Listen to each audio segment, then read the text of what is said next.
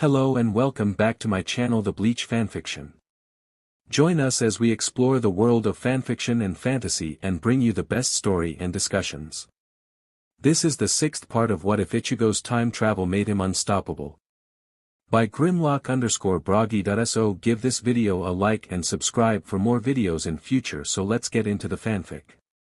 Kenpachi's Zanpakuto sparked against Shiro's blade as Asen's deflected Unohana's.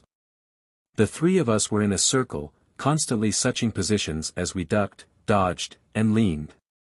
Unohana was the most mobile of us, just like always, rolling behind us to aim at our backs or jumping up onto one of us to use them as a meat shield. My hero was up as incentive for Zaraki to strike harder, to try harder, to dive deeper into his well of power and unlock his Shirkai, and he was well on his way. He had regained some of his speed, about as fast as he was in the second year of the Winter War. Unohana was having to rely on her Kaido to heal herself, not capable of slipping past his blade as easily anymore. She had flung her Shihakusho off as soon as he managed to land the first strike, centuries of battle allowing her to understand that it was no fluke and that he would hit her again. She was now equally as dressed as Zaraki, only clad in hakama. Luckily for us, Unohana was not fighting as dirty as she could be, only going for our upper bodies. She was in particular having fun aiming at me. Because of my armor, her strikes kept getting caught, leading her to try to figure out ways to get around the HRNSS I wore. Zaraki was having the time of his life. Since he was no longer arbitrarily restraining himself out of fear of no longer having worthy opponents, he was thoroughly enjoying the fact that I couldn't be cut, and Unohana almost instantly healed any time he hit her. Unohana would also heal him any time she hopped onto his back to fling him at me, so he wasn't too banged up either. With nothing clouding his mind, he was cackling joyously as he attacked the both of us with his infamous reckless abandon. And since Unohana had introduced punching to him, he was now actively using his free hand to swing violently at whoever he DMN well pleased. I personally was attempting to relieve my ever-building stress by aiming at Unohana. She was weaseling around and using Kenpachi to keep from getting hit, snapping out at my torso with Minazuki to try to find a good place to slash at me. Of course, I was also trading shots with Zaraki while doing this, but it was more an automatic response than anything I was paying attention to. Oh my god! A horrified scream dragged my attention away, the swords of both Kenpachis flinging themselves at my neck, presumably in irritation that I was getting distracted.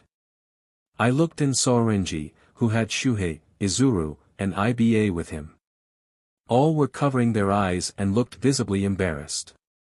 I blinked and stood still for a moment with Zaraki trying to force his blade into the skin of my neck as I tried to figure out why they were embarrassed. I turned my head inward in introspection and spotted a disappointed-looking Unohana, who had her free hand on her hip with her melons out for anyone to see. Oh yeah. I forgot that most people weren't battle-hungry psychopaths like the Kenpachis and actually gave a shit about decency. I sighed and pushed Zaraki's Zanpakuto away from me. I guess that means it's time to cut this short. We made good progress today, though. Kenpachi, I'd say you're about your level of strength from the midway point of the Winter War. If we keep progressing like this, it's not even going to take 4 more sessions like this before you're as strong as I've ever seen you. And how long until I can cut through that bullshit you've got going on with your skin?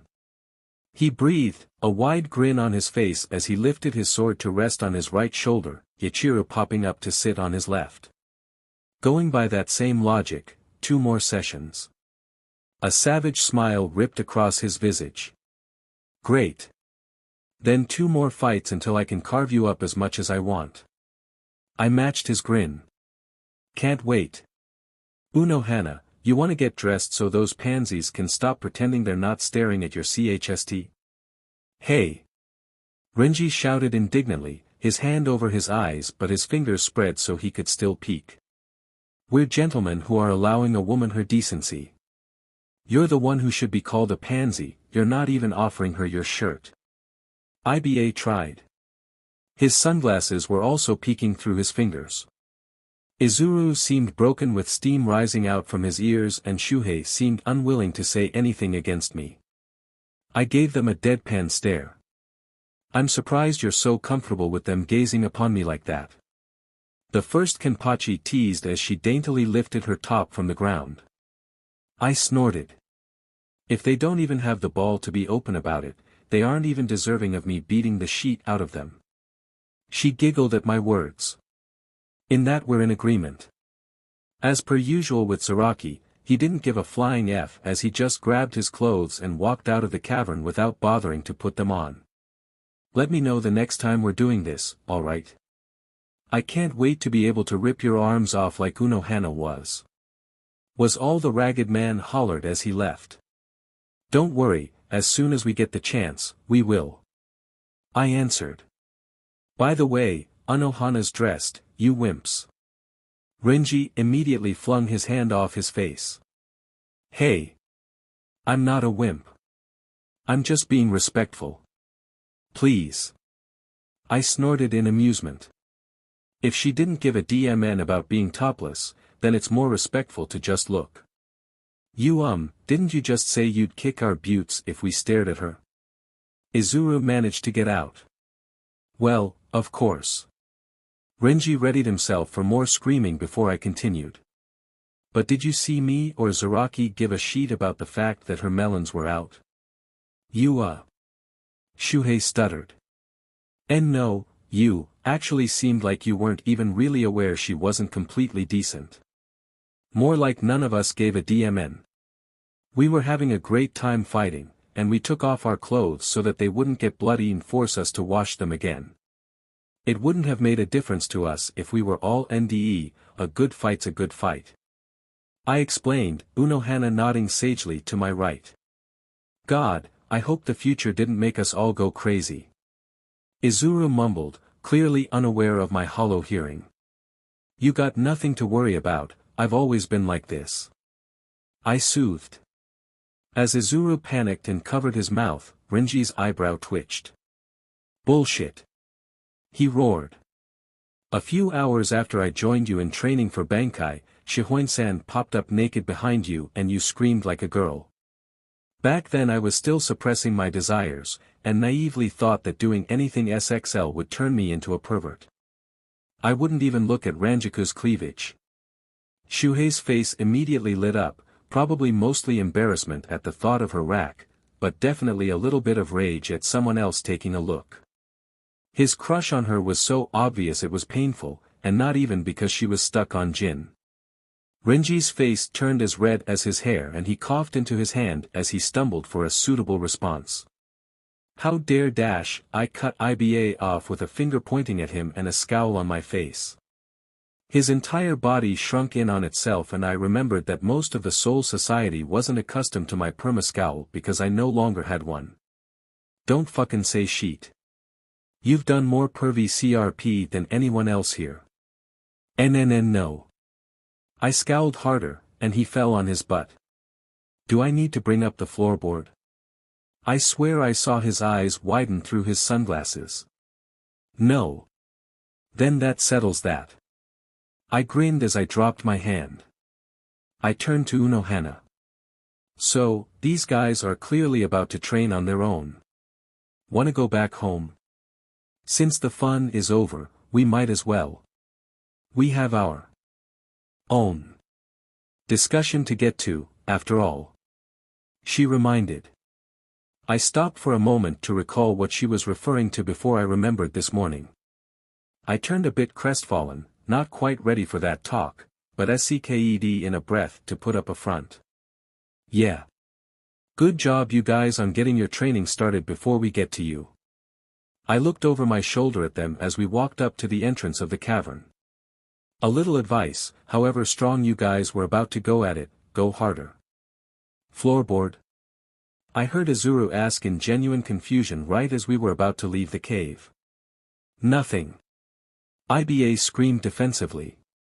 I snorted at the interaction, but as we left towards Unohana's home, with the sunset darkening the sky and the inevitability of the coming conversation becoming increasingly clear, my cheer bled away. Unohana seemed to recognize that, shuffling closer and slipping her hand into mine. A smile flickered onto my face at her action, but my mind was clouded by what I was going to have to say. The thought of what was wrong was making me sick. The realization I couldn't do anything about it caused my throat to grow tight. The cause of it all made me want to break something. Everything. And remembering how I had been before just made me hate myself. Zangetsu sent warmth through my body, but the waves crashed uselessly against the chill in my bones. If you're not up for this, it's alright. It's more harmful to force it out before you're ready. Unohana softly nudged. I can't. I shook my head, speaking just as quietly. I made a promise. I have to fulfill it. If I don't. My lips flapped as my voice failed to push past my throat for a moment. I had to look away. If I don't deserve to promise anyone anything ever again. There was a long, tense moment as we walked. The patrols were suching right about now, so there was just about no one except for us walking through the Siriidii. Unohana shuffled closer to me, pressing herself against her side as she brought my arm around her shoulders. I squeezed her hand in response to the gesture. It didn't take long after that to reach her home. Yoruchi immediately perked up as we walked through the door, still undressed and currently sitting in the dining room with a cup of tea held in one hand. She had a grin on her face for all of a moment before she really took in how we looked. What happened? She asked without hesitation, concern filling her tone. Ichigo mentioned to me this morning that he had something he needed to tell us. From what I have gathered, it's in regards to his trauma. I nodded in confirmation of the healing captain's words. The workat looked me over closely for a moment, eyes reflecting worry, before she gently set her cup down on the table as she stood. All right. I've got some dinner staying warm on the stove, I'll go grab it. I nodded in gratefulness and shuffled over to the table as Unohana slipped towards her room. Wordlessly, I sealed Zangetsu and rested the sheathed blade against the wall before sitting down. I tried again to force down the tightness in my throat as I slipped off the armor from Senshimaru.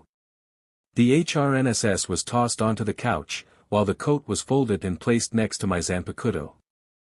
As I waited for Yoruchi and Unohana to return, I stared down at my hands in my lap, resting my gaze onto a cut at the end of one of my sleeves.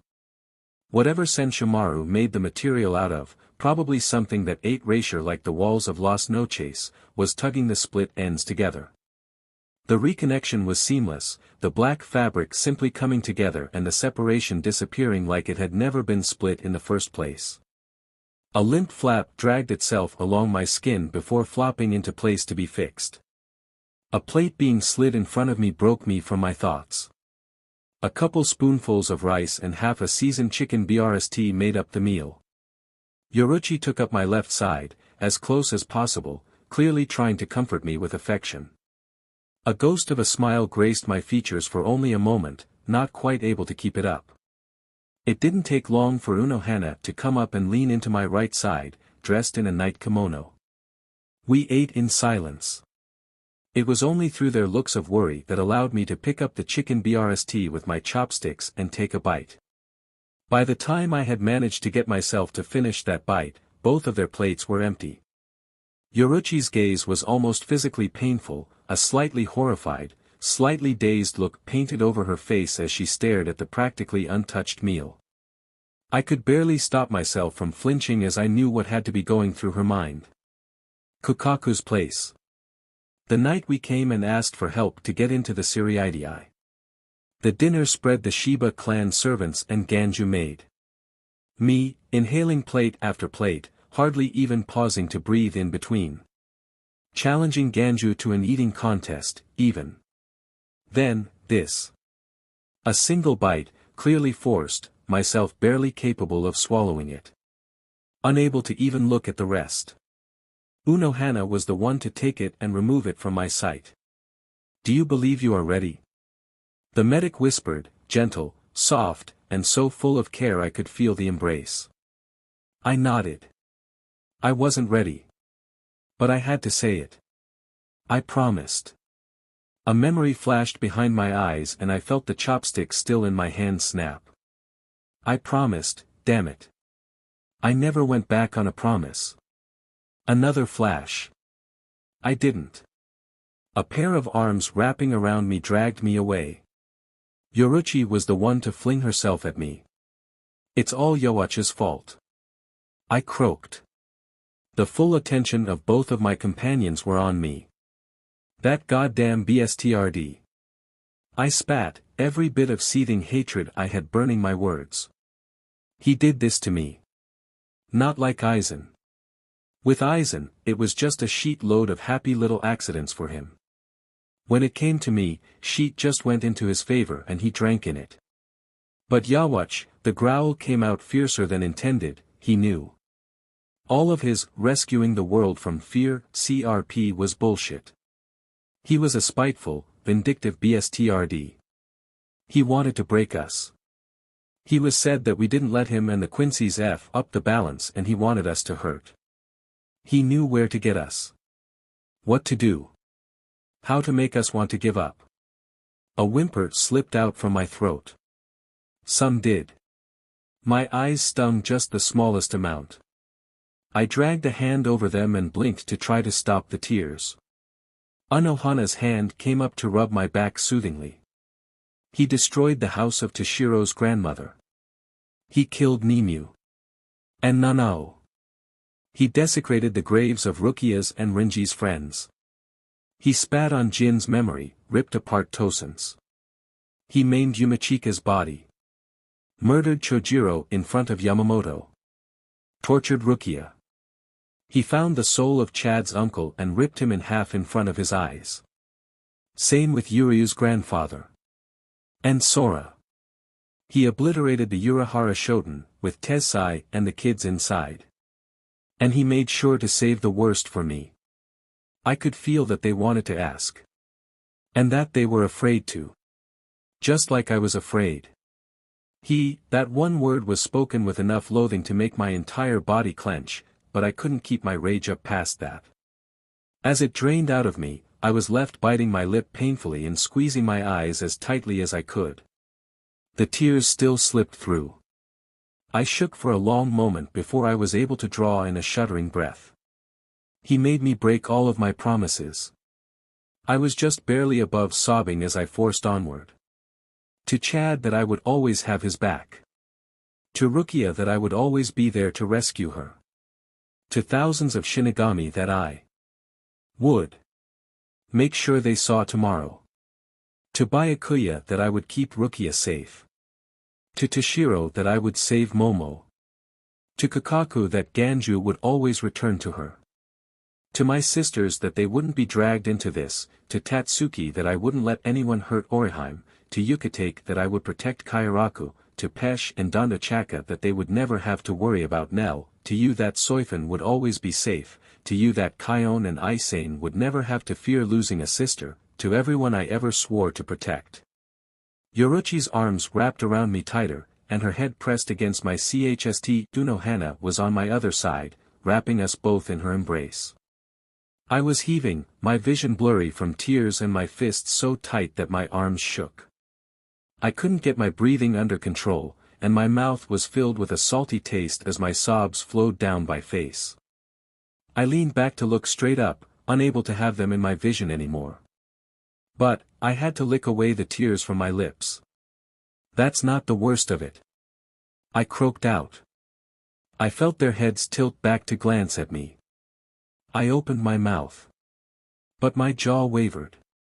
My throat closed up. It was taking everything I had to just hold back the cries. I couldn't stop shaking at this point. A squeak slipped out of my mouth, and I sniffed and grit my teeth to force the words out. A headache was pounding in my skull, my neck was bulging from the strain. I had to stop and focus on my breathing to stop myself from throwing up. It burned and fought and scratched up my throat. A little escaped into my mouth, and I forced it back down. Abandon your fayars. The last word was breathed more than spoken. I was breathing from the effort of speaking just that first line, but the next was slightly easier. I had to stop and squeeze my eyes once more. Move forward and never stop. My sweat was soaking my skin, and I was hiccuping as I tried to get my breathing under enough control to continue. You'll age if you pull back. The last line required only a few breaths. You'll die if you hesitate. A gulp dragged the bile down my throat enough for me to speak a little more. The first piece of advice old man Zangetsu gave me. I was barely able to keep my voice loud enough to hear. The only one he's ever needed to. It got me through so much. Helped me do so much. Because of that, I've always been able to push past my fear and my despair. I dragged my head down to look them in the eyes, so they could see mine. So they could grasp the full weight of what Yhwach had done to me. How badly I've broken. But I can't anymore. Both of their eyes widened, but Yoruchi's were far more disturbed than Anohana's, understandably. Unlike Unohana, Yhwach had watched me fearlessly storm through the Siriidii like a man possessed to rescue Rukia. She had seen the unstoppable force I turned into even without my immense power, thanks to my confident determination, unwavering assurance that Rukia was going to be saved, PRD. She had witnessed firsthand as I took down every obstacle in my path, even when the facts said I shouldn't have been able to, because I said I wasn't going to let them stop me. I'm terrified. I sobbed. Of failing, of losing everyone, of seeing you all hurt again. I'm scared of making any more promises, of not being able to keep them. I'm afraid of someone putting their faith in me only to fail them. I won't be able to handle seeing the body of someone who trusted me with their back another time. Unohana cradled my face. How did you come this far? She questioned, barely a whisper in my ear. All I could think about during the war was stopping Yhwach. At first, it was to stop him from hurting anyone. I couldn't keep my voice from cracking as I continued. Then, it was to keep him from hurting any more. Sometimes, it was because I just wanted him dead. Others, I wanted him to feel the pain I felt. During the last couple of years, I was just trying to keep as many people as I could alive. By the end, I didn't have a reason anymore. Stopping him was all I had left. All I could do. What about after? Time travel, even for you, isn't something that just happens. Yoruchi half-joked. I wanted to laugh, or chuckle, or smile, or even smirk at the joke. But I couldn't even get my mouth to twitch. I don't know how long it took for Kisuke to come up with the idea. Or how he came to going down that path, or anything. After Yhwach was killed, and nothing magically went back to how they were, snapped. I went back to Karakura, and just pretended. I slept in the crater of my house, walked to the ruins of school and just sat, went around the wreck of the mall laughing to myself. At some point, I took to trying to rebuild in my spare time. My jaw flapped soundlessly for a bit, and I did everything I could to ignore the pain that had fallen upon the faces of the women at my sides. Kisuke tried, for a little bit, to break me out of it, but I couldn't. The only thing that got me out of it was Kisuke one day telling me that he was gonna try to build a time machine. For a long time after that, the only thing that could go through my head was, everything is gonna go back to normal. Kisuke is on it, he'll fix everything. It's all gonna be fine again. Arms clutched at me tightly and I stopped for a moment to stare down at Yoruchi. She was hiding her face against my chst, but I could feel her tears wet my shahakusho. I brought an arm around her and gripped tightly. Zangetsu managed to help me get on track, albeit barely. They reminded me that time traveling meant Yhwach would be alive again. And for the first time since killing him, I had a goal once more: let none of that happen ever again. A fresh wave of tears streamed down my face. But not because I wanted to protect anyone. Because I wouldn't be able to take it if it did. Anohana's embrace was like a blanket shielding from a storm. And that's all right. She breathed. I shook my head violently. No. No, it's not all right. I'm a protector. I'm supposed to protect. Which you are. Yourself. Her hand came up to gently turn my face towards her, my eyes automatically locking onto hers. You cannot keep others from harm if you yourself are wounded. Heal, put yourself back together, and fill the cracks within you. You said it yourself, you are already powerful enough to defeat the greatest threat to our safety. You need not worry about any more dangerous threats. You can make yourself whole once more, and if you need it, you have our help to do so. But that strength already failed you, all of you. I sobbed. No. She spoke firmly this time, and I wanted to believe her. But I couldn't. I had failed already, what's to stop me from failing again? Your strength did not fail you. You just explained to us that Yhwach had to create a weakness within you. How did he go about breaking your promises? He kept me distracted, unable to act. Overwhelmed me with numbers so that his elite could take everyone else out. I whispered.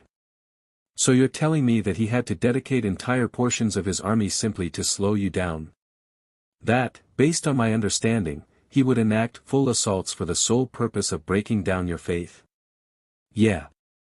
Her other hand came up to my face, and the complete sureness in her eyes made my heart beat again. You made someone as powerful as Yhwach dedicate his army to stopping no, to simply stalling a single man. You made someone as intelligent as him focus his entire strategy around making you lose faith in your own abilities. Do you know what that tells me? That he just wanted to break me? I managed to whisper. No. That he needed to break you. I froze, which prompted her to continue. That your ability as a protector is so great that he had to make you lose faith in yourself to get to the rest of us. That he believed that he could not achieve victory otherwise. A tactician such as him, who has been studying us, watching us, and planning to defeat us for a millennia, would not do something like that unless it was absolutely needed. The morale of a single enemy, even a powerful one, is generally unimportant in a war. But an exception is made if that enemy's morale determines victory or defeat. My eyes widened. And now, my head snapped to Yoruchi, her face stained with dried tears. We aren't playing by Yhwach's book. We aren't helplessly scrambling as he enacts his plan to win. We have all the cards. She shuffled into my lap, her face brightening in confidence as she did. Which means that he can't break you down. Which means, nothing is going to happen to us, because nothing is going to stop you, right? Anohana's hand fell upon my shoulder once more. Once you are better, that is. For the first time in what had to have been years, air seemed to really fill my lungs as I drew in a stunned breath. Words stopped coming to me. They didn't get caught in my throat. They weren't blocked by emotion, or bile, or the fear that had become so disgustingly familiar to me. Nothing would come to my mind. Unohana analyzed me for a moment, a soft smile manifesting. Barely an upturn of the lips, but something that made me feel just a hint of what I had been before. Let us go to bed. I'm sure we are all exhausted after that. The only thing I could do was nod, before following along as they grabbed my hands and pulled me to Unohana's bedroom.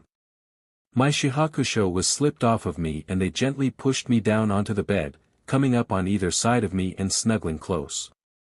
Sleep came as soon as my heavy eyes closed. Man, I sighed as I flicked the BLD off my blades, they were really aggressive this week. A smirk came to my lips as I sheathed my swords. Maybe they're finally getting desperate, Unohana. I chuckled as I looked back in the direction I knew she was in. She wasn't there. I blinked and looked around, searching for her. Maybe there were still more soldats. I brought my hearing up to hollow levels, and waited. I didn't hear any sounds of combat, and it's not like they would be able to sneak around considering how many were dead and unmoving. I started walking while continuing my search. Unohana. I called out. She's a bit playful, sure, but she wasn't the type to play hide-and-seek in a battlefield. And she definitely knew better than to try to sneak up on someone that just finished a battle. She generally reserved popping up behind me for when we were somewhere private, and she would usually do so naked. In any case, there was an unspoken rule after keeping a wave of soldats at bay to use any and all free time relieving stress or recharging, and this was using up some of that valuable time. Unohana. I shouted again, slightly concerned now. Since Yoruchi's death, Unohana and I had clung closer to each other, and easily agreed to not let the other be alone for long. It was a promise that had become increasingly easy to fulfill as more frontliners died. With less people to split the load, and the greatening worry of those left dying, we naturally began fighting closer to each other. For a while when Kenpachi was alive, the three of us would frequently end up fighting back to back, only separating so I could unleash my Ryatsu attacks. Unohana. I began yelling, worry overtaking my concern with fear creeping in. I began jogging, skipping over bodies as my eyes searched more desperately across the battlefield. My thoughts began to race as panic set in. Unohana and I had been the only frontliners for the past 4 months, it made no sense for them to randomly become more aggressive this week. Nothing was ever a coincidence with Yhwach, even the slightest change in behavior amongst the soldiers was purposeful. What Sternritters had appeared the past few days? Heat, balance, overkill, X-axis, who else? The girls. Unohana. I screamed as I started running, stomping over corpses instead of taking the time to step around them. We've always had to watch out for Thunder, she couldn't kill either of us but she could well make our bodies seize up so we couldn't dodge the attacks from the others. I heard crunches begin to sound from under my feet as I ran harder, but I ignored them. Think, what happened to the girls? Unohana. I shouted. I killed Thunder again. I remembered, she had been high in the sky as usual, and I had taken her out with a Gran Rey Zero. But she hadn't been attacking me. She had been going for Unohana. The first Kenpachi didn't have the immense Ryatsu I did, she couldn't keep her regeneration up nearly as long. How long ago did I take out Thunder? How long had she been attacking Unohana? I caught bright blue light in the corner of my vision, and locked onto it. My eyes widened in horror. Unohana. I desperately cried, rushing over to her slumped body. Her BLD-soaked form, ran through with an oversized Quincy arrow the size of a lance that could only have come from one Sternritter. My gaze snapped out for just a moment, finding the overkill pinned to a wall a few feet in the air by Minazuki before returning to the only love I had left. I slid to a stop, literally, ripping my hakama open and scratching up my knees as my Hierro wasn't up, next to her. I desperately bashed my fist against the half of the arrow that was protruding out her back, breaking it, before I flipped her limp body onto her back. Her eyes were blank, but that could mean she was just unconscious. A part of me screamed that she wasn't, that part was neither me nor Zangetsu. I grabbed her wrist and ignored my own rising panic as I searched for a heartbeat. None, but that didn't mean she was dead. She was a soul after all. Shinigami don't work that way, the part screamed, you know that. My right hand, shaking slightly, grabbed onto the of the arrow. My arm steadied instantly and I carefully but quickly ripped it out of her chst, my left hand immediately snapping to the wound with Kaido flowing. You know it's useless, the arrow was thrown off to the side and forgotten. Unohana. I begged. No. She couldn't leave me. I was fine with being the only frontliner, I was fine with the whole war being hung on my shoulders, I was fine with being all that keeps the Wandenrake from winning. Please, just let her live. But just like the voice was telling me, the Kaido didn't warm her body. It didn't give her a pulse. It didn't close the wound. Unohana, please. I woke up screaming, tears in my eyes and body flailing. My foot slid against the floor and I scrambled, before I felt my acero blacken my hands and feet. Talons formed from the Hierro variant, which stabbed into the ground and allowed me to fling myself into a feral crouch with one hand down to balance myself and the other ready to claw whatever was in front of me. My gaze darted around the room until I locked onto the stunned Yoruchi. It was only after that I recognized we were in Unohana's bedroom. A moment later the black faded from my extremities as I released the technique. I was on the verge of crying again as I dropped to my knees, breathing as I collapsed, my head dropping to the floor with my arms hiding my face. "I'm sorry." I breathed.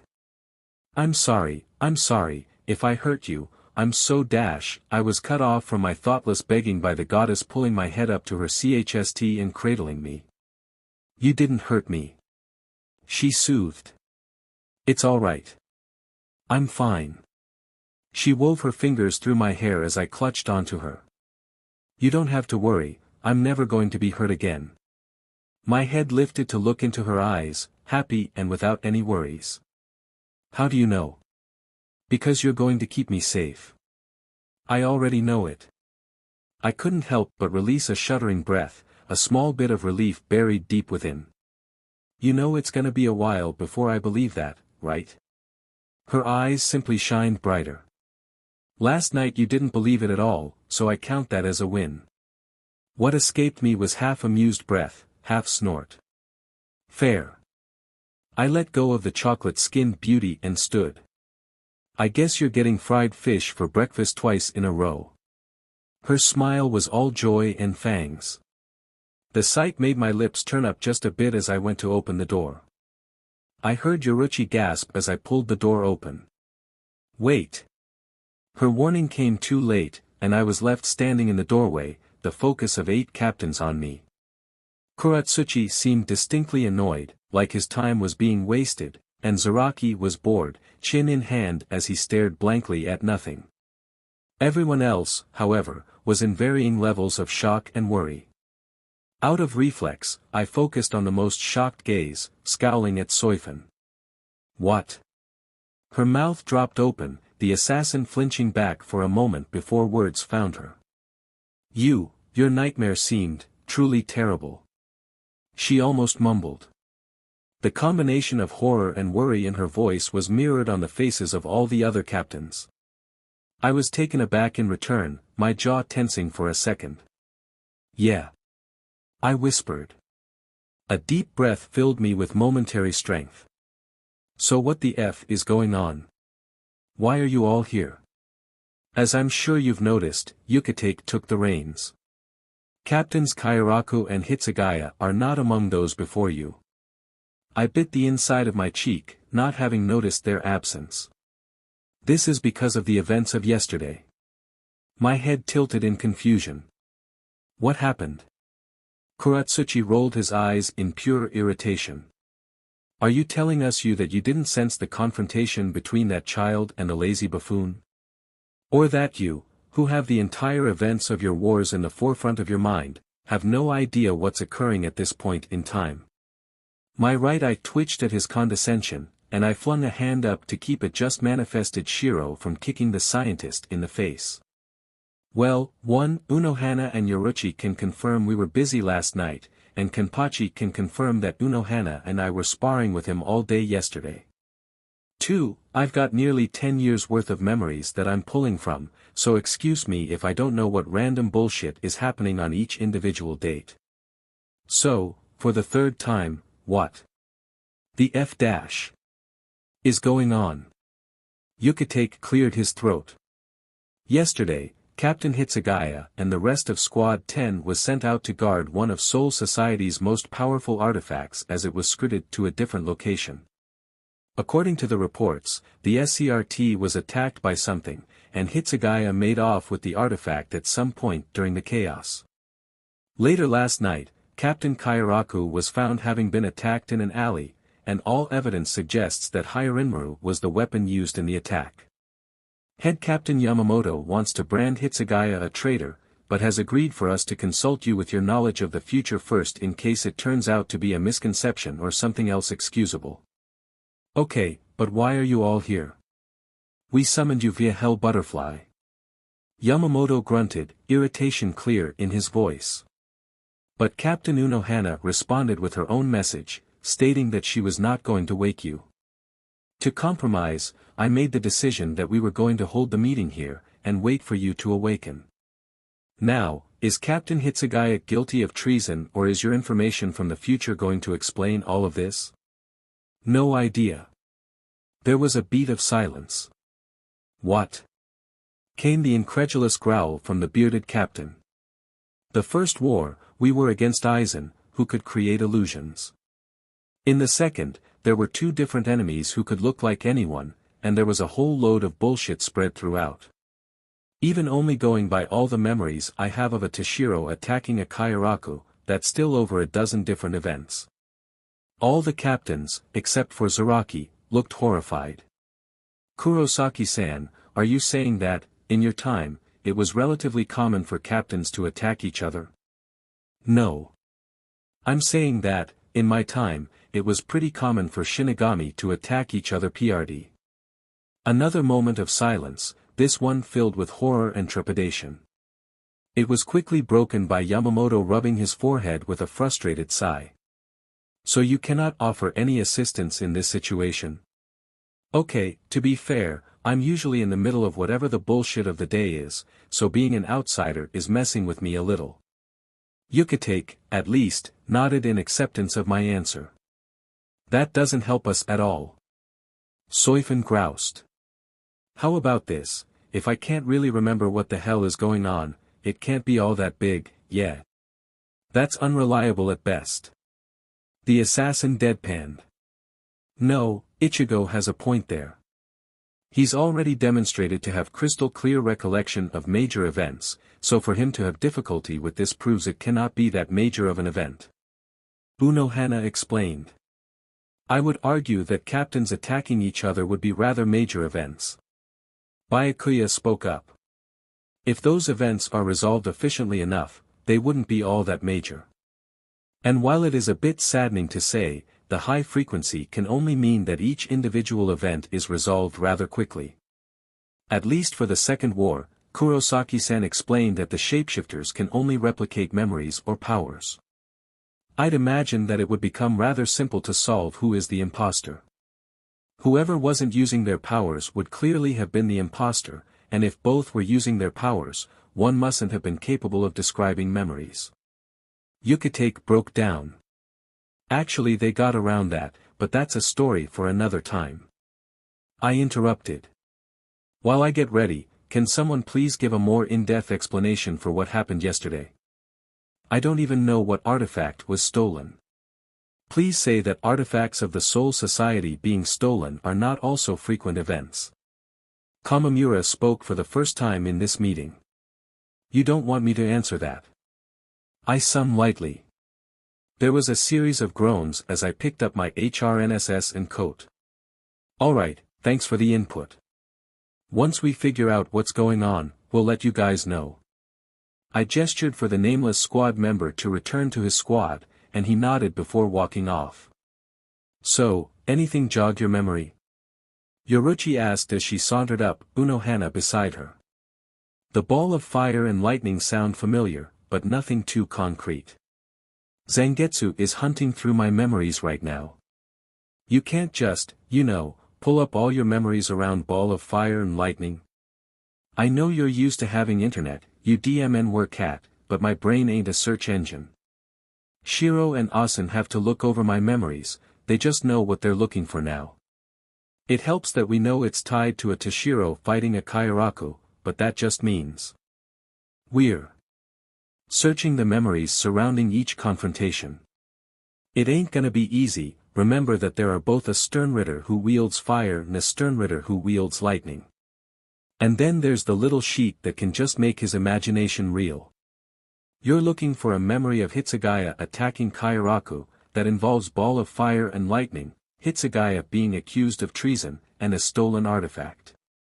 How more specific do you need it to get? Shiro.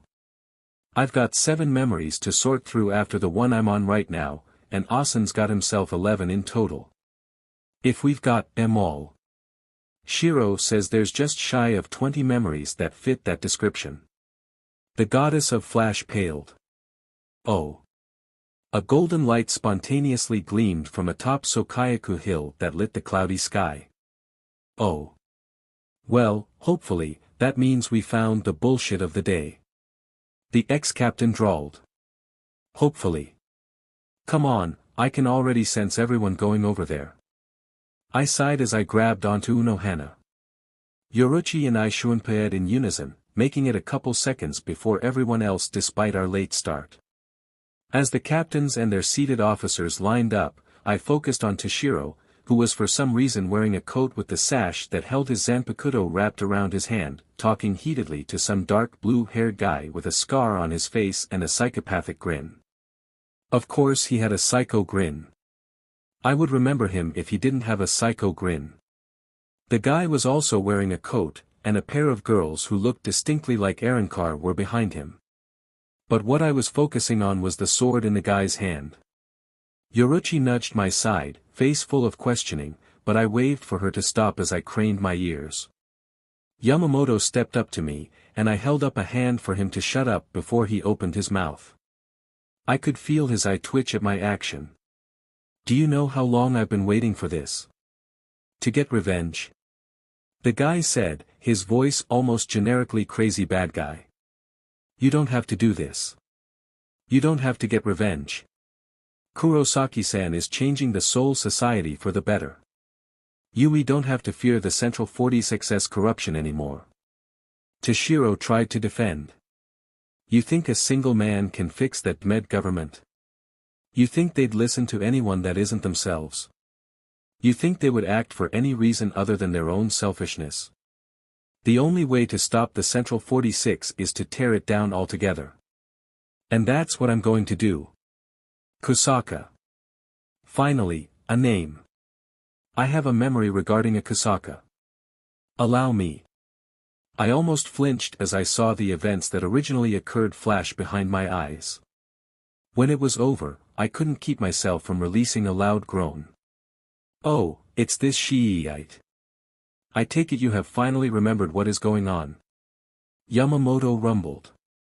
Yeah, we should stop him before he dash. The golden box in Kusaka's hand was flung into the air and cut in two by his Hyarinmu. Does that?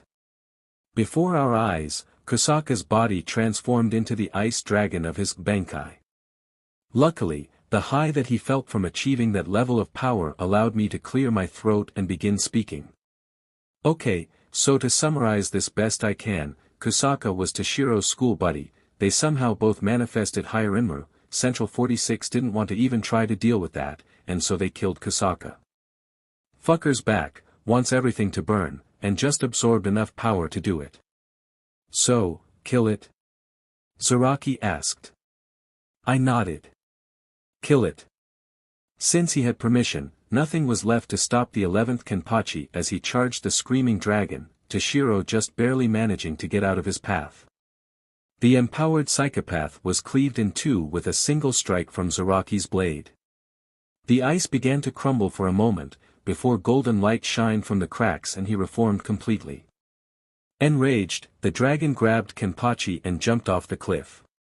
The two Arankar and Toshiro immediately ran to the cliff edge, the lightning Arankar girl having to dodge to the right as soon as she reached the face to not be hit by Kenpachi's strike carving a gouge into the hill. Do you have no concern over Captain Kenpachi? Yukitake asked. I snorted. No. Yamamoto and Unohana both shook their heads, faces passive. There was the distinct sound of a street being split in two from a sword strike. And another. Then a faint crunch before something blue shot into the sky and into a watchtower. Focusing my eyes, I saw it was Kusaka, missing his left arm and wing, though they quickly shot into view and reformed back onto him. Toshiro promptly lunged off the cliff towards his childhood friend. Kurosaki, I would rather the Siriidii not be destroyed by Captain Kenpachi. I glanced over at head captain. What do you want me to do? He glanced back at me. As you said to him, kill it. I sighed. It would help distract me anyway. Hopefully. Sure. I accepted before Shunpaenji towards the battle. I sensed Unohana and Yoruchi follow, Soifan right behind the goddess of Flash. Because of course. My attention was grabbed by Kusaka screaming and the watchtower he was on freezing over. I didn't think much of it. Toshiro could do the same thing, until the frozen pillar exploded into a full-on ice tree that covered multiple streets below in several feet of ice. I grunted in acknowledgement of the slightly superior strength to Toshiro's incomplete Bankai, right before both Kusaka and the tree shone a gold bright enough to make me cover my eyes. I felt something pass over me and I immediately stopped mid-air. I opened my eyes, grateful that the light was gone, and blinked. We were now within a dome that was covering quite a large portion of the Siriidii and growing slowly. But my attention was on the floating castle Kusaka was upon that definitely didn't exist a moment ago. And the giant floating stone creatures that belched out fire and lightning, that also weren't there a moment ago. And the horde of hollows coming out of the giant a-hole in the bottom of the castle. I shook myself out of my shock and spotted a group forming on the ground consisting of Unohana, Yoruchi, Byakuya, Toshiro, Soifun, Rukia, Renji, Ranjaku, Ichigo, and Yumachika. I dropped immediately, halting my fall a moment before hitting the ground so as not to crash into it. Byakuya, Soifun, Yoruchi, and Unohana were all watching Kusaka and all the bullshit sprouting from him. Rukia, Renji, and Ranjaku were all fiddling with their soul pagers. Alright, I started, startling everyone. Status update. The Bankai Kusaka achieved through taking in the power of the Oin is unstable. Unohana explained. It's created a zone of influence for it to reside in to help stabilize it. Which we're all in, I take it. Byakuya nodded silently. This zone is preventing our soul pagers from contacting the rest of the Siriidii. Ranjaku continued, all business, like she usually was during a fight. We're neither receiving nor sending out any signals. We're separated. Alright, Unohana, try pulling up a Tentikura. Byakuya, drop your Bankai and help me guard everyone else until we find out if Kido works. His gaze snapped to me with obvious contempt as I pulled out Zangetsu. Don't give me that.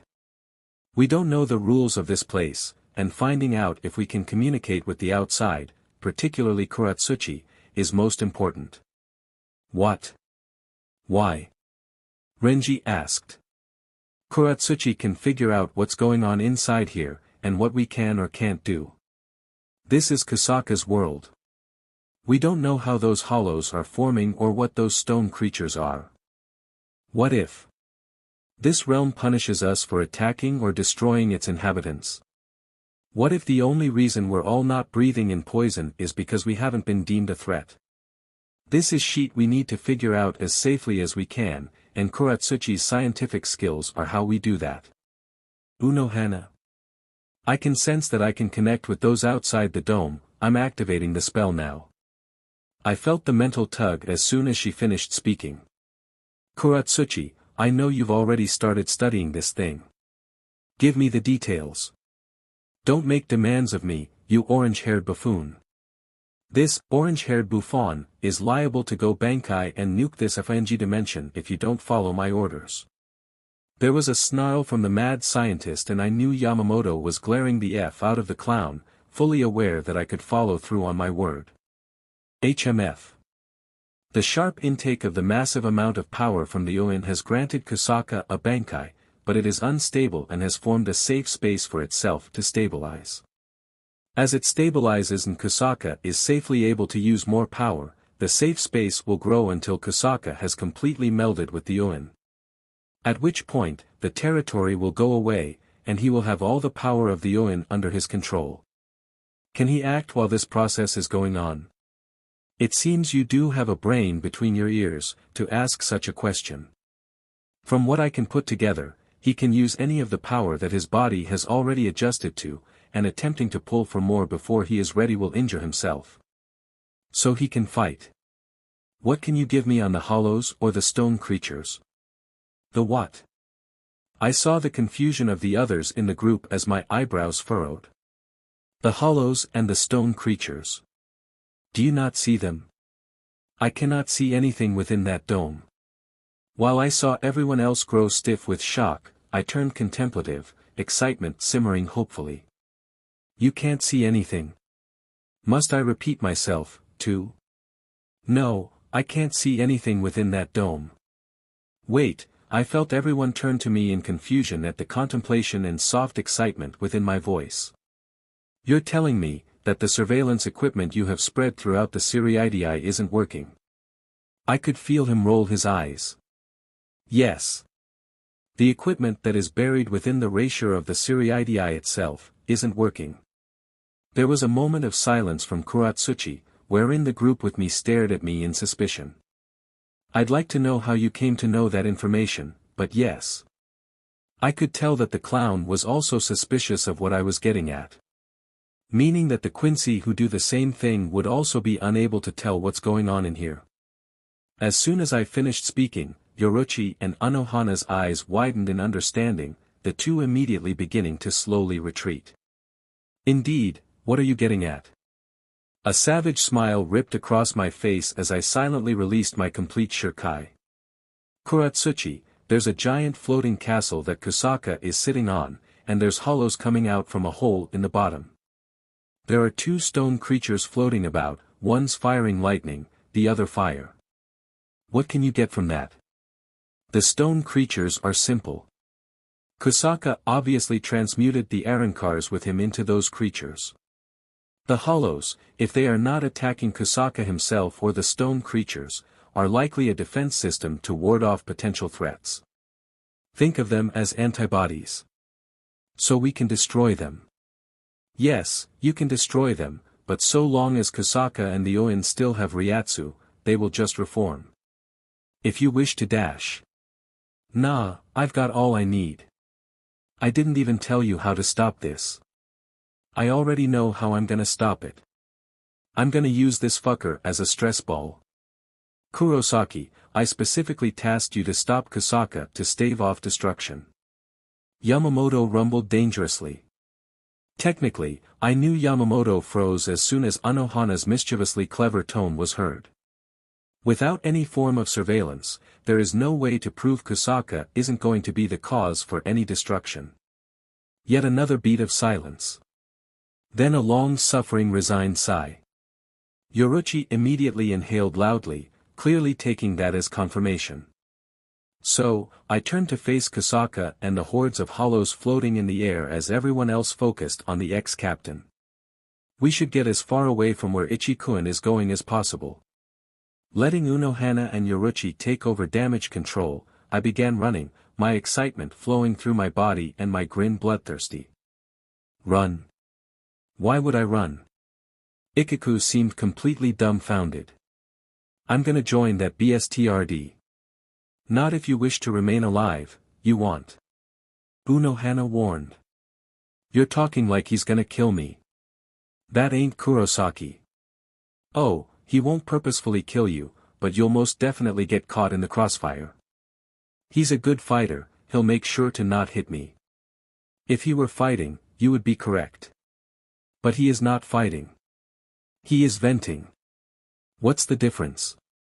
Ranjaku jumped in.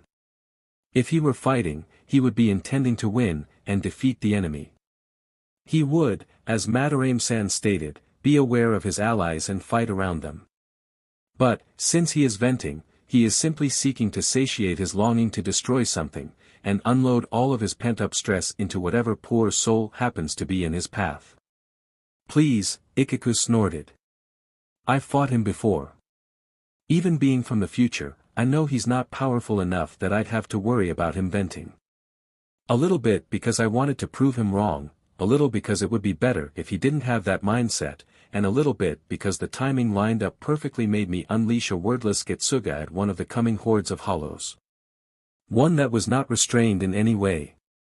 It was a wave of vicious black, as wide as 3 of the Siriidii streets and devouring everything in its path until it crashed against the dome wall all the way across the territory. FNG-, I practically heard the bald man stiffen. Oh shit. I turned off my brain as I tore into a frenzy, faintly recognizing my cackle as I spotted more hollows spawn from the hole to replace what I had annihilated. Oh, yeah, I forgot.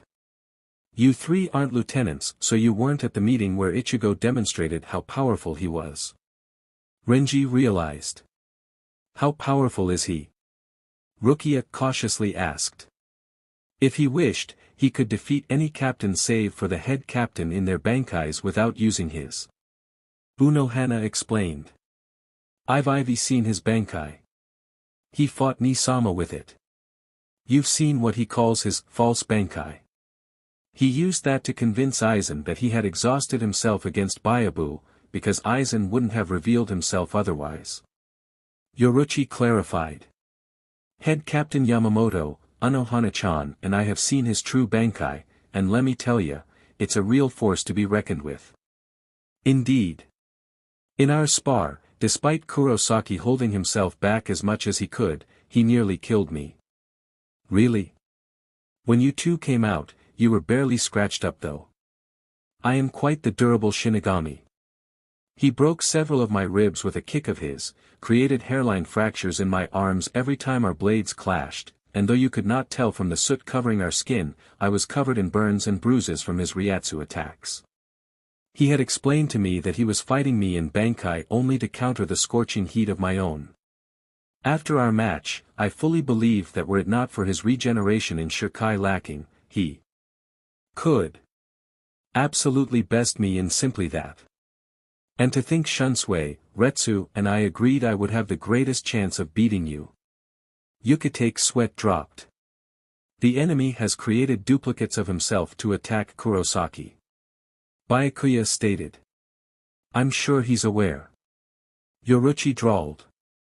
And even if he isn't, they're hardly going to last longer than anything else. See? All it took was a zero and everything went poof. That blast also obliterated 2 of the 3 towers supporting the castle. It's going down anyway. Something wrong, Unohana-chan. I don't believe Ichigo is truly releasing any stress from this. What do you mean? You've got to be hearing him as clearly as I am, he sounds like he's having the time of his life. He's certainly destroying with reckless abandon, and unleashing Ryatsu attacks as he pleases, but to him, it's hardly more than, say, eradicating low-level hollows en masse by firing Byakurai endlessly. It's not tiring, satisfying, or enjoyable. If anything, it's annoying.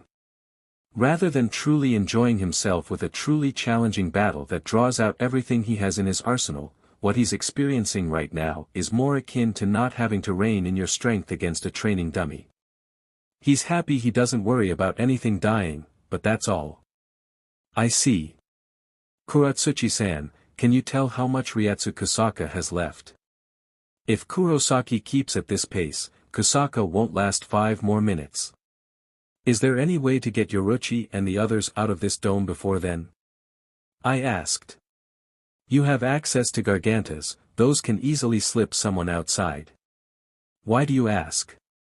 Shiro immediately manifested next to the group, opening a Garganta that lead to outside the dome. I need to scream. Unohana was right. What will screaming do? Why would they need to leave the dome for you to do that? I think I know why. Yoruchi somberly announced. Go ahead, we're all out. With all of my worries gone, I allowed my frustration to build within me.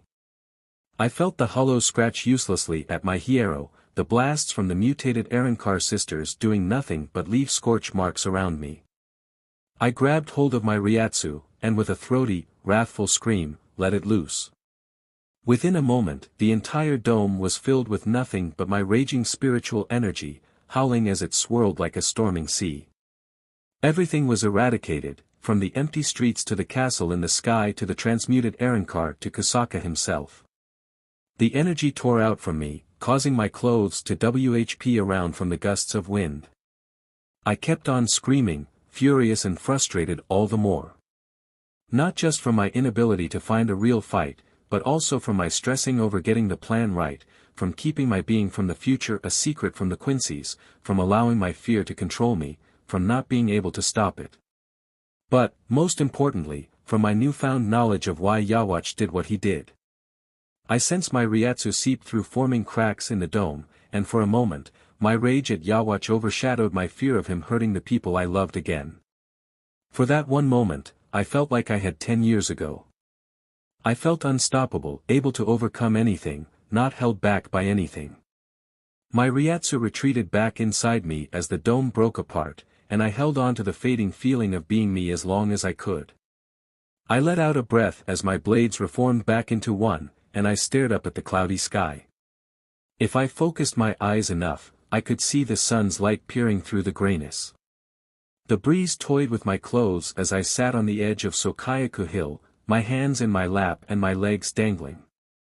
Unohana and Yoruchi were asleep in Unohana's home. After the events of the night before last, I couldn't sleep, so I eventually had just crept out and escaped here. I didn't know what time it was, probably was somewhere around 3 in the morning. The sun was still asleep, the sky the majestic blanket of night free from the pollution of the living world. But I couldn't get myself to marvel at it tonight. The emptiness of the Hueco Mundo sky, the loneliness of the crescent perpetually hanging portrayed my current state better. Shiro was sitting with his legs spread out, leaning back into me. Asen was standing to my left, his cloak rippling softly like a sleeping ocean. Up here, I could track the dots of candlelight from the patrolling Shinigami below, but I would have to strain my hollow hearing to catch the rattles of the lanterns. The air was cold up here, but my hiero dulled it. Whatever seeped through that was removed by the pulses of blood. Asen pushed through me. I sucked in a breath, the first real sound in nearly an hour. How am I supposed to see Yuzu and Karen like this? I mumbled. I felt Shiro's head tilt in acknowledgement of my question before returning to its original position. You think they won't recognize you as you are? You're still their brother. I remained silent for a moment. I'm a shell of him. The broken pieces. I stared emptily at nothing. I know they'll recognize me. I'm afraid of what's gonna happen when they do. This time his head turned and remained in that position. I could sense his mind working to come up with a response. What, you think they won't believe you can protect them anymore? They know they're always gonna be safe with you around. Will they? My voice was faint, and my body cold. Because I distinctly remember seeing them dead. He flinched, and I caught Asen's cloak snap in my peripheral. You can't blame yourself for that. You weren't in the living world. I should have been. The other frontliners could have gotten through the wave without me. I stayed because I stupidly thought it was better to not take chances. You couldn't have known they were gonna go after your family. Couldn't I? I argued. They were hitting everyone else's sore spots. They were bound to go after mine. Shiro stopped for a moment and growled at himself before growing silent once more. I felt his shoulders heave once as I heard him huff angrily. You couldn't have known that's when they were gonna go after M. This time I stilled. If Unohana or Yoruchi were here, they probably could have turned that into something I could lean on. But instead, it wouldn't have mattered and they went after them if I truly could protect them. I whispered, knowing that Zangetsu would always be able to hear me. I caught Asen's head drop as his cloak flared, as well as the low growl of frustration from Shiro. You cannot treat an impossible situation as one in which you failed. I tilted my head up enough to train my eyes onto the old man's face. But it wasn't impossible. That's our power. Nothing can stand in our way. Nothing can stop us. Nothing is impossible. We could have saved my sisters. We could have stopped Karakura from being blown to pieces. We didn't. We failed. Asen visibly flinched, and turned his head away. You're right. Shiro was eerily calm, his slurred accent removed from his voice. We can take down anything. I felt him turn his head, as well as the glare that threatened to burn a hole through my head. If we're there to take it down. If we know where it is to take it down. We can't know what's going on somewhere else. We can't stop something from happening if we don't know it's happening. And you know as well as I do, even the Soul King can't see everything. But we can make connections. I snarled back. If Toshiro's grandma was killed, if Rukia and Renji's friends' graves were disturbed, if Chad's uncle's soul was ripped in half in front of him, then we should have expected that something was gonna happen to us. And everyone knows what we hold precious. Who? Stop treating it like it's your fault. He barked. But it is. I roared back. We knew that at some point, Karen and Yuzu were going to be targeted. But we didn't do anything to ensure that they couldn't be harmed. We didn't relocate them, we didn't warn them, we didn't even put up any keto protection spells. We naively believed, since they hadn't targeted the living world yet, that they wouldn't. We failed to protect them. Protect who, Kurosaki? I stiffened at the unexpected voice of Yamamoto. I twisted, catching sight of the head captain, sans captain's coat, with Chojiro to his right, also in just his basic Shinigami robes. My mouth flapped in surprise at his presence for a moment. It shouldn't really be much of a, concern to the Soul Society. He merely raised one of his eyebrows and stepped forward. It was only then that I realized neither had their Zanpakutos with them. It is good, then, a quiet grunt escaped the bearded man as he sat at the edge of the hill to my right, Chojiro sitting formally to his right as the tanned man pulled a tea set in front of him and began grinding some leaves. That we are here not as members of the Soul Society, but as simple men. My breath escaped me as I stared at the ancient Shinigami. As far as I knew, Yamamoto never stopped being the head captain. Not even Kairaku or Yukitake mentioned the bearded captain ever dropping his guard, so to speak. The person in question turned to me, presumably because of my continued silence, and snorted softly. Is this a first for the man that has traveled back in time? Kinda, yeah. I breathed. With a barely there smile, the fire user shifted his gaze to appreciate the moon. A man of my position, especially in times such as where you come from, does not find many opportunities to be himself. This is not the first time I have sat under the stars in a moment of tranquility. Chojiro can attest to such. The lieutenant nodded in affirmation as he serenely grinded leaves. I had not planned to do such tonight, or any time soon due to your warning of war. However, I could sense your fluctuating Ryatsu. My eyes widened before I dropped them to my lap to stare at my hands. Sorry. I normally have more control than that. Do not apologize. He responded softly. Even I am sometimes still haunted by my memories of war. That took me a moment. I blinked and looked up at the man, whose eyes remained locked onto the sky. There are moments still where I can hear the voices of those whose lives should not have been lost. I know there still will be days where I cannot in good grace look my pupils in the eyes, unable to suppress the memories of others whom I have failed. I am haunted by nightmares still, of burning away my enemies, and realizing the lives those enemies have taken are still gone. He slowly rotated his gaze down, connecting it with mine so I could truly see the age in his eyes. And so I ask, who did you fail to protect? I gulped, analyzing every wrinkle in his face, every scar that had a story hidden behind it, the eyes that understood. Chojiro handed his captain a cup of tea, and he passed it down to me. I took it, hesitating for a moment before taking a small sip as Yamamoto kept the second cup given to him. I turned to look up at the moon, its shining beauty something I felt I shouldn't be allowed to gaze upon. Everyone.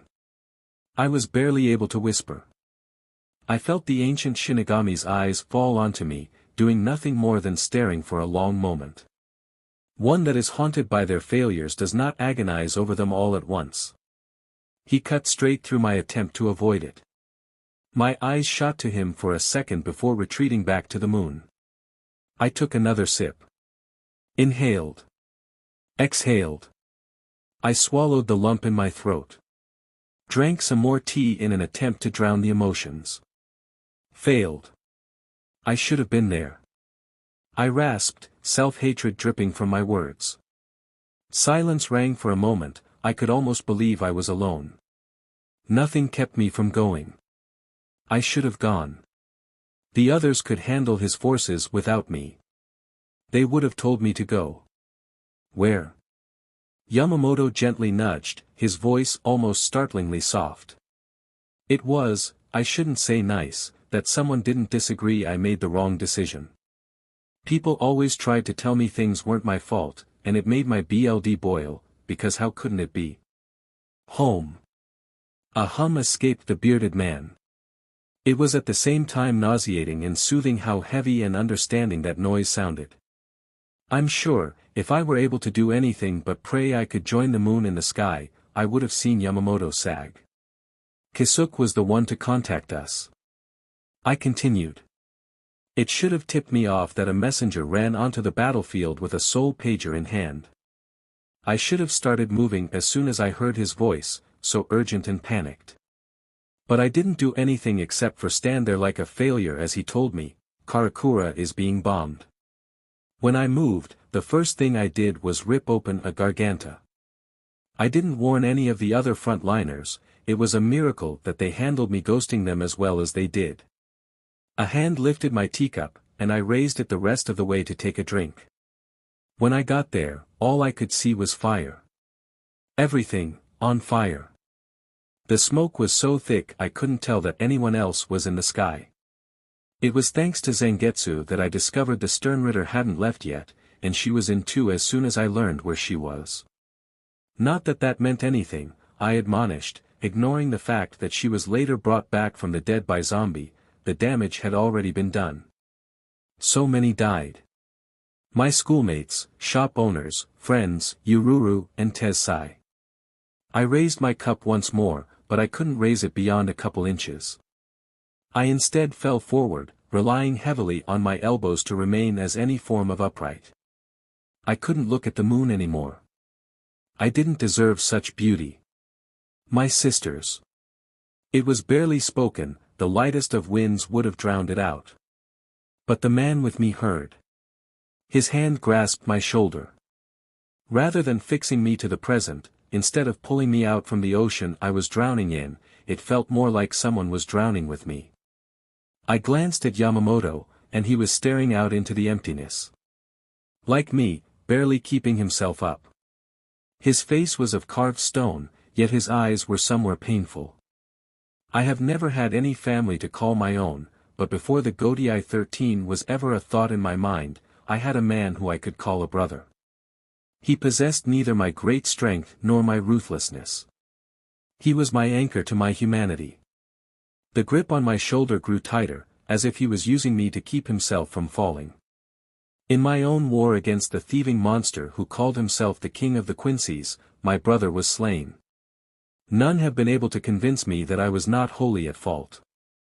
I stared a few moments more, before bringing an arm up to grip his shoulder and joining him in staring into the emptiness. Does it ever get easier? I grew to have responsibilities that made it easier to ignore, but it only made the pain worsen over time. His hand grew tight enough that anyone weaker would have broken. However, I did not have what you do. A second chance? I asked. People left that care for you. My breath hitched. I had none who attempted to fix what had been broken. None who sought to end my depression, to return my happiness. I am still wounded, still in the same pieces I had been broken into. So I cannot say that the same will happen to you. I don't think I'll be able to be different, even with help. He only nodded. The pain of loss truly is terrible. Such that even I cannot overcome it. He ripped himself from the nothingness to glance at me. Such is why I will do everything I can to keep others from experiencing that agony. I, too, left the emptiness to look at him. Do you think I even can be better? That I can be who I once was again?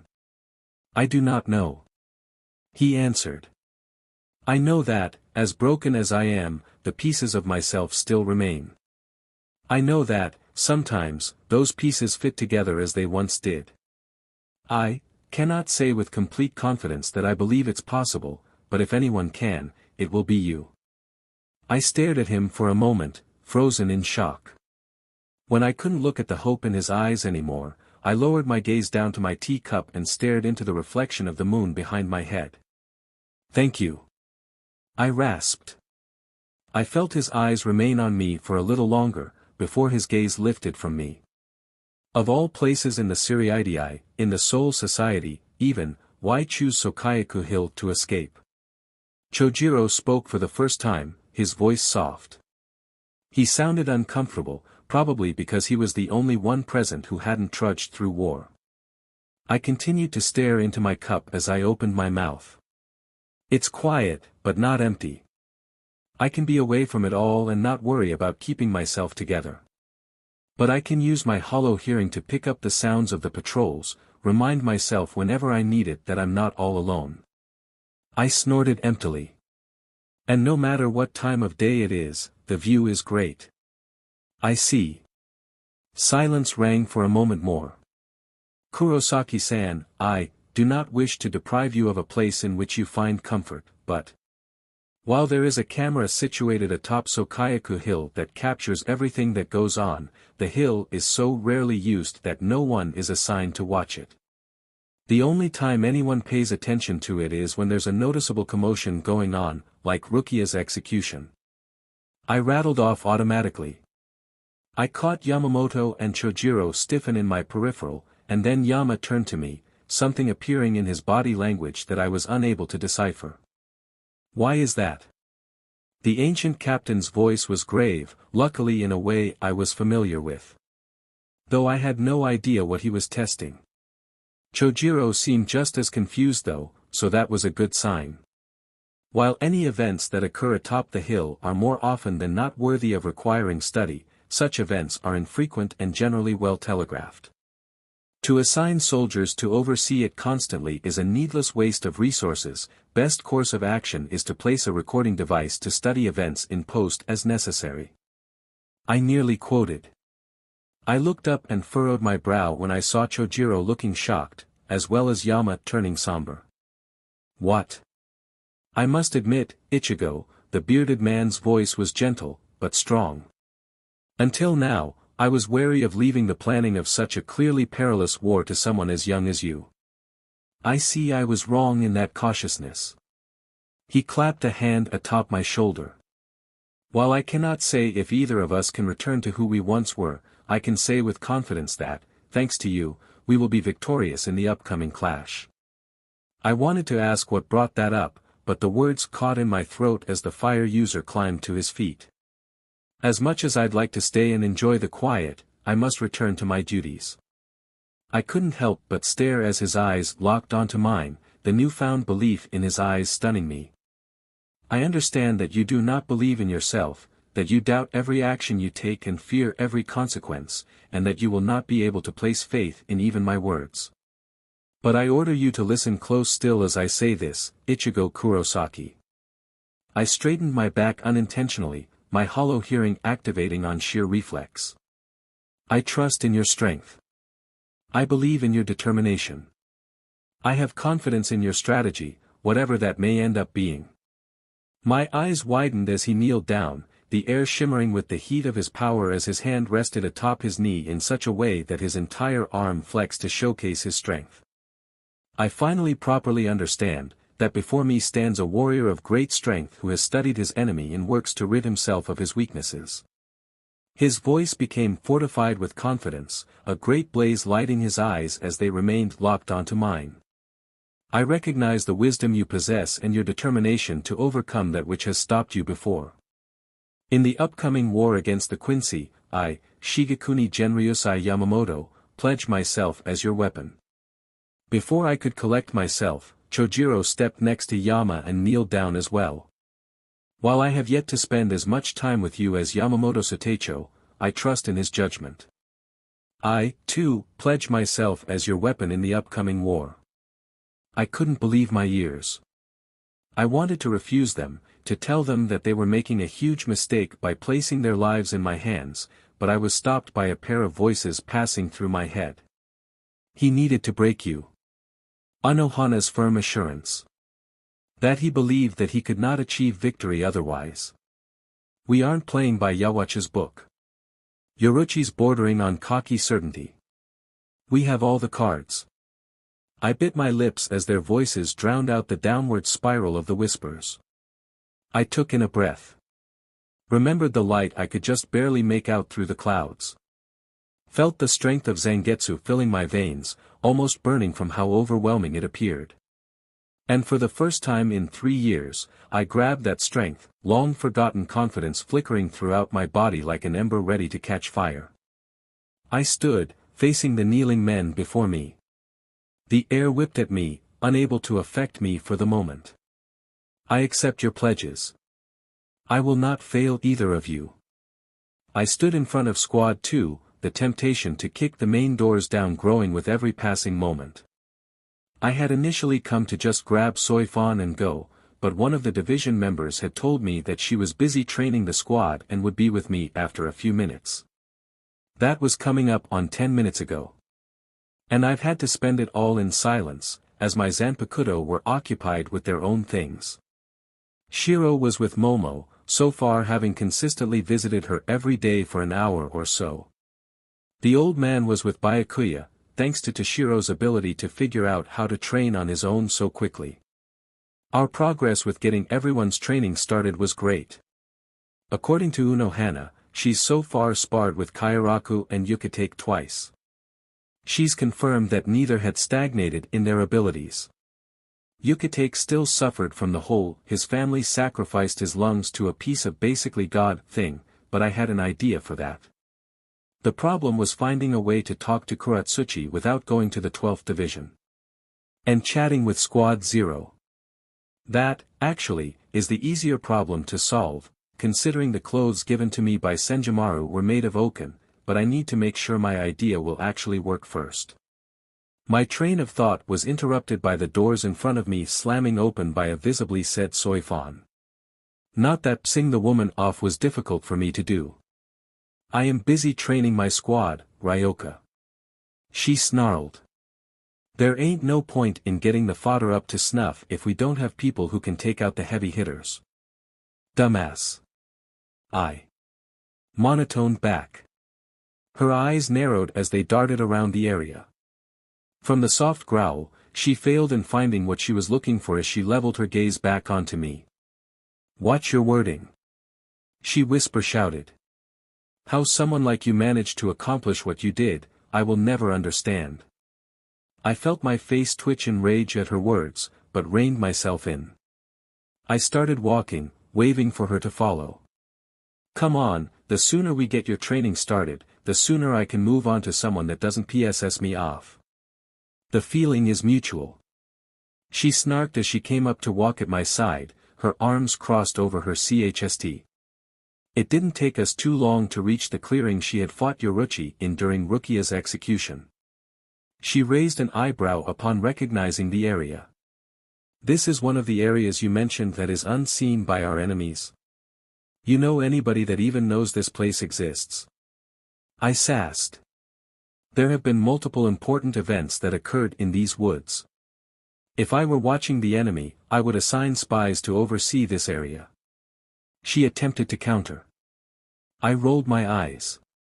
While there have been some important occurrences in the forested area of the Siriidii, such as the creation of the group later referred to as Vizards, the rarity of these events and the sheer size of the forested area would render supervision a waste of resources. The assassin's face grew shocked at my words. So as long as we make sure to not pop in here too often, we have nothing to worry about. You ready to start?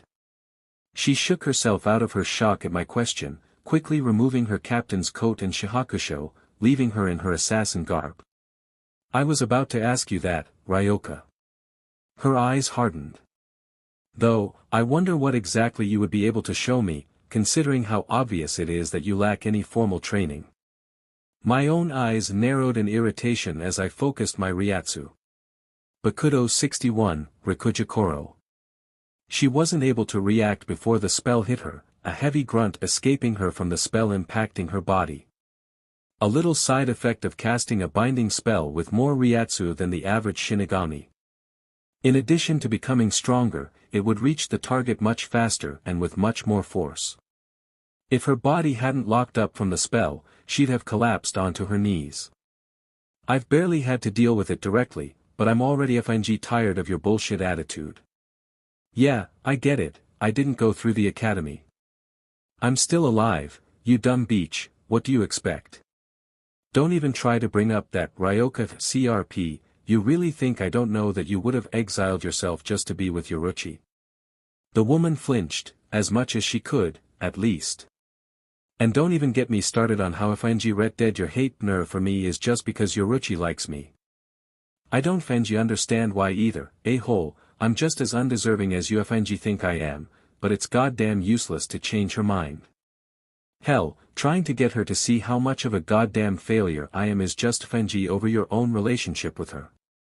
Just do what I do, except that's what she thinks and just be happy she's FNG there, okay? Her eyes widened, just about the only thing she could do at the moment. I waved my hand, the spell releasing, Soifon collapsing onto her hands and knees. She was gasping for air. I must have accidentally put too much power into the cast and prevented her lungs from moving. Now, you got any more bullshit I need to bury, or can we finally get to FNG business? She rasped out a word, but since I wasn't expecting her to actually respond, I couldn't make it out. Come again. Her face shot up, a vicious glare making her appear animalistic. FNG great, instead of listening to me, she only got angrier. You, Soifon seethed, are an imbecile. My eyebrow twitched. What are you on about now? She clenched her fists as rage rippled off of her. Ignoring the complete and utter filth that just came out of your mouth that desecrates everything honorable in the Soul Society, and the lack of respect you clearly have for Yoruchi-sama, your idiocy is incomprehensible. She shouted. My rage built with every word she spoke. Do you mean to kill us all? If your words are true, then the enemy you warn us of and train us for can't possibly remain unaware of your time travel. You emphasize how important it is that we keep our awareness of the enemy secret, yet you blab to everyone you meet. You don't even attempt to stop the rumors flying around. You openly talk of it during the captain's meetings. For gathering intelligence on the enemy, those are the first places to target. For someone who claims to have returned for the sole purpose of granting us victory, I cannot foresee this ending in any other way than the enemy crushing us once more. That did it. You, dumb FNG beach. I finally screamed, the woman flinching at my response with her eyes wide. Between the two of us, who watched everyone they know and love die? Who went through 7 years of failing everyone they promised to protect? Who watched as everyone they cared about became a shell of what they once were as everyone around them died? You really think I would even permit a chance of any of that happening ever again? You think I would run the risk of finding Anohana's dead corpse just lying on the ground again? You think I would allow the chance of Yoruchi dying in my arms again? Every example that ripped from my throat appeared as a physical blow upon Soifon, the woman unable to keep herself from recoiling back with horror and shock growing on her face. Do you know how many months I spent hunting down and memorizing every piece of information I could find on the Quincy? Do you know how many weeks I spent only having enough energy to function through absorbing Raisher because I refused to stop to eat or sleep? I slammed my finger against the side of my temple. I can recall anything that the Quincy did throughout the war at a moment's notice. I've memorized nearly every single backup plan they had. I know exactly what areas are or aren't being watched, why or why not, who watches what and when the SWCH shifts. I can rattle off every personality quirk, strength, and weakness of any Sternritter you name. I don't know how to win this war without anyone dying, yet, but don't you FNG dare think I would allow anything that would F this up. I growled. She stood frozen for a moment, before her face twisted into a snarl and she began shouting back. That changes nothing. Your words still contradict themselves. You state our enemy is one who has watched us for a millennia, analyzing our every move and keeping a close eye on our strengths and weaknesses.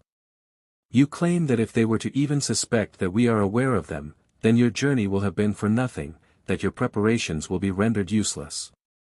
But you allow word of your travel to spread around the Siriidii, you openly speak of it in meetings and you allow your Quincy spirit to roam the streets freely.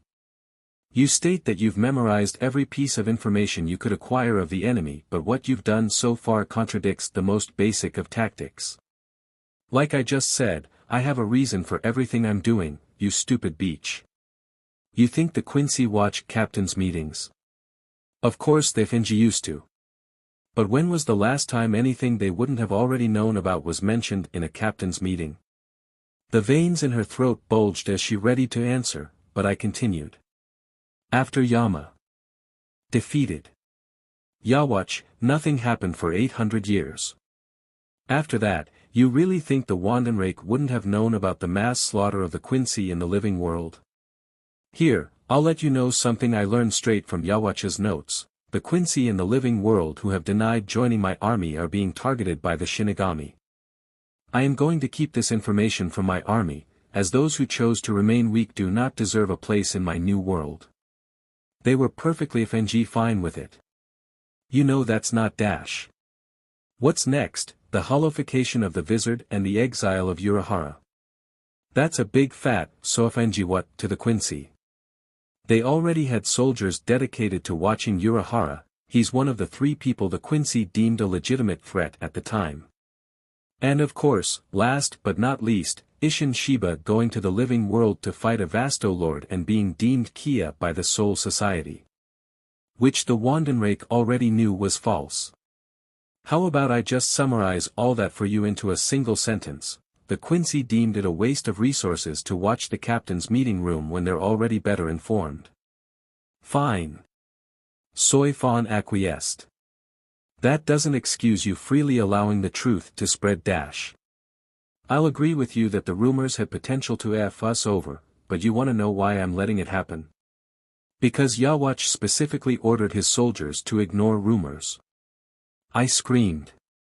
After the original BLD war finished, the Godii neither had reason to grow in strength as much as during wartime nor reason to keep battle plans, training areas, or special abilities hidden. With all of that out of the way, the only things going through the rumor mills were useless gossip and drama. What the F is an enemy wanting to learn how to defeat us gonna do with knowing how many women find Kairaku Sisi? That dash, she seethed for a moment, her frustrated growl echoed across the clearing. That still doesn't excuse you allowing your Quincy spirit to roam freely in the Siriidii. Roam free, you think he's just going wherever the F he wants without a care in the world. He's the main reason I've gotten this far in my planning and how I managed to stay sane while I was preparing, you dumb FNGCNT. He's avoiding areas where he could be seen, and doing everything he can to make sure that he, above everything else, is never caught on the Wandenrake cameras. I could feel my own veins pulsing with the rage at her accusation that either of my Zanpakuto spirits would willingly or inadvertently mess up everything. And I glared at her with all of that rage as I watched her mouth flap in slowly fading frustration as everything I had told her filtered through her head.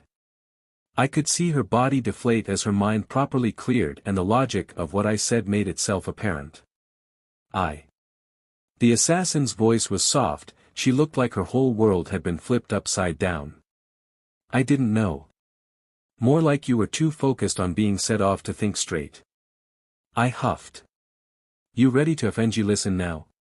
Seemingly unable to speak, the captain of the second nodded meekly. Good. So, you're right in that I can't teach you normal sheet. Or even the same way I'm teaching anybody else, it's FNG annoying that I can't just save time and train multiple people at once, but F me if I can't have it easy for once. However, I can snap you out of your funk. What? You're too focused on trying to be Yoruchi. I grunted. She looked like she wanted to be mad, but stopped herself. I could never reach Yoruchi-sama's level. Which only makes it worse. The woman blinked. Not only are you ignoring your own abilities in favor of trying to recreate someone else's, but you're also downplaying your own power by believing you can't keep up. So what is my training then? If I'm following you correctly, I really can't think of a way to strengthen my Zanpakuto. Your Zanpakuto isn't what we're going to work on. I rumbled as I rested Zangetsu against a tree, then began removing my armor and top. You aren't completely wrong in trying to copy Yoruchi.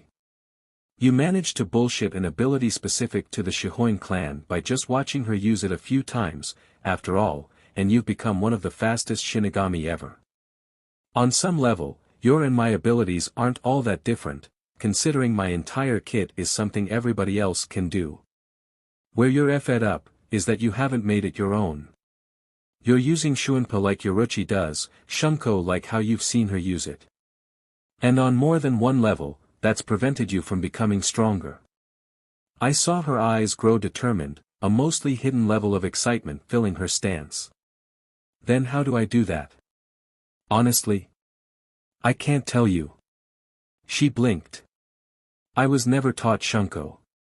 Never interested me, doesn't give me anything I can't already do, doesn't mesh with my fighting style well. All I know is that you managed to unlock your own, proper, version of Shunko. I'll do my best to help you out, but Yoruchi is gonna be the best person to show you how to use Shunko the way it's supposed to be used.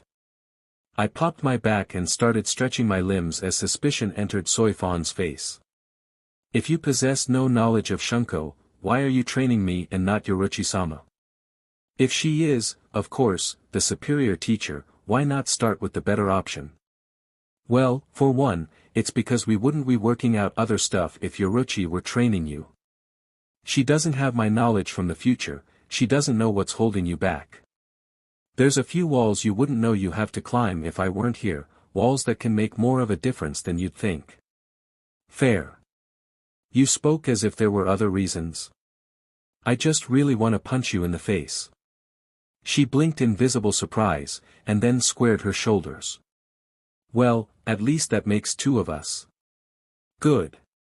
It's gonna be easier to show you while we're actually going at it, so let's just dash. In a flash of Shuinpa, Soifan was in front of me with a fist ped back. I caught it with hollow strength filling my veins and held her in place as I reared back and launched a full-power haymaker at her head. She barely twisted out of the way, the force of my blow snipping off a few hairs.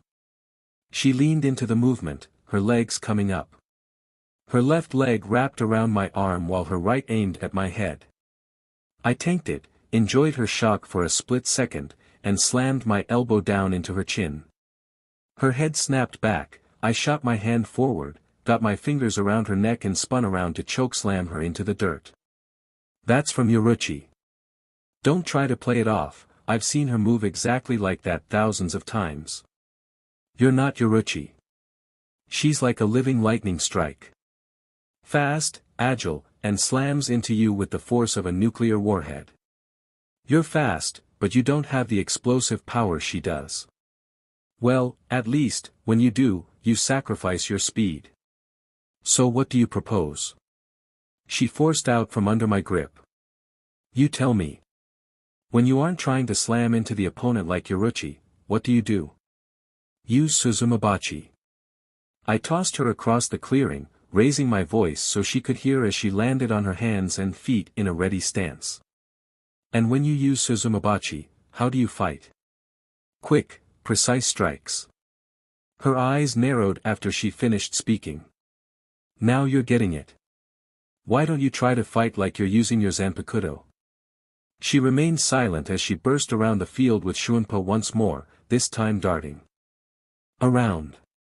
And waiting, presumably, for an opportunity. She shifted into an attack without any warning, flying over my shoulder with her right leg poised to strike at my back. Just as quickly, I spun and blocked her kick with my right wrist, catching the moment she curled around with her hand flat to spear at my neck. I captured that as well, my right leg rocketing up to crash against her stomach before she could continue attacking. She coughed and flipped back, landing in a crouch on the ground before kicking back so she was a few feet out of my reach. She seemed irritated again. Yoruchi-sama is perfect. There's no reason to think her fighting style isn't just as flawless. Yoruchi's fighting style is perfect. For her. She crashes into you before you can react and bombards you with hits strong enough to flatten most people until you stop moving, and most people can't do anything about it because she's one of the fastest Shinigami to ever exist with the power of a captain. You don't have the overwhelming power she and I do. To pretend like you do is stupid. You try to pummel anyone captain level or above and they're gonna laugh at you. Take on any Espada with that strategy and they're going to be the ones crushing you. Try against any Stern Ritter and you will end up the same way, if not worse. I'm not Hitsugaya Taicho. I can't completely change my fighting style on a whim. But you won't be. Just abandon what's holding you back. Stop going at it like Yoruchi would. Stop trying things the way you see Yoruchi do. Lean harder into how you fight. Your Shikai is all about forcing a weakness onto your opponent for you to exploit. Your Bankai is about eliminating your enemy as efficiently as possible. So work on being faster. Work on being more precise. Work on getting the most out of every strike. Aim for poking as many holes as you can until your opponent can't keep up anymore. I felt like smirking as an idea popped in my head, but I would save it until much later, if Soy Fawn gets the joke after unlocking her Shunko. Try to be a gust of wind, nudging your enemy from all sides until they can't stay standing anymore.